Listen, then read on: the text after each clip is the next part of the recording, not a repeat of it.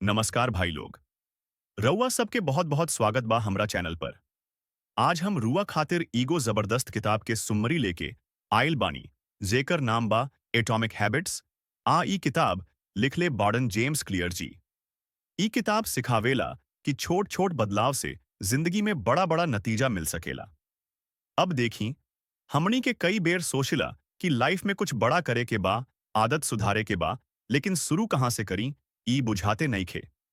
यही समस्या के हल देत बा ई किताब।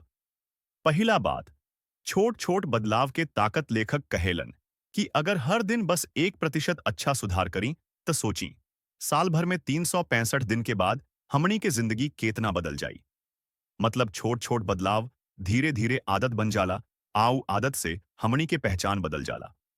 दूसर बात, आदत बनावे के 4 नियम किताब में बतावल गईल बा कि नया आदत डालल आ पुरान खराब आदत छोड़ल किसे आसान बन सकेला। ओकरा 4 गो तरीका बा। साफ साफ बनाव। अगर रउआ कुछ नया शुरू करे के बा त ऊ काम के हरदम नजर के सामने राखी। जैसे अगर किताब पढ़े के बा तो किताब के तकिया के पास राखी। 2, आकर्षक बनाव। आदत में मजा जोड़ल जरूरी बा। मान ली अगर एक्सरसाइज करे में मन नहीं खे लागता तो मनपसंद गाना सुनी आ करे लग जाई। 3, आसान बनाव। बड़ा प्लान मत बनाइल, शुरुआत छोट से करी। अगर पढ़े के सोची तो पहला दिन बस 5 मिनट पढ़ी, धीरे धीरे समय बढ़ाइल। 4, संतोषजनक बनाव। जब रउआ आदत पूरा करी तो खुद के तारीफ करी, छोट मोट इनाम दी। जैसे एक दिन कसरत पूरा भइल तो आपन पसंदीदा फल खाई। तीसर बात, पहचान पर ध्यान दी। रुआ अगर सही में बदलल चाहत बानी तो पहले आपन सोच बदली। खुद से कहीं कि हम हेल्दी इंसान हई, हम समय के कदर करेनी, हम पढ़ाई में मन लगावनी। जब मन से मानीब तो आदत आपसे आप बन जाई। चौथ बात, खराब आदत। छोड़े के तरीका खराब आदत से दूर रही, ओकरा के कठिन बनाई, ओकरा से आकर्षण हटाई। जैसे मोबाइल पर बेकार समय बर्बाद होकता तो नोटिफिकेशन बंद करी, फोन दूर राखी।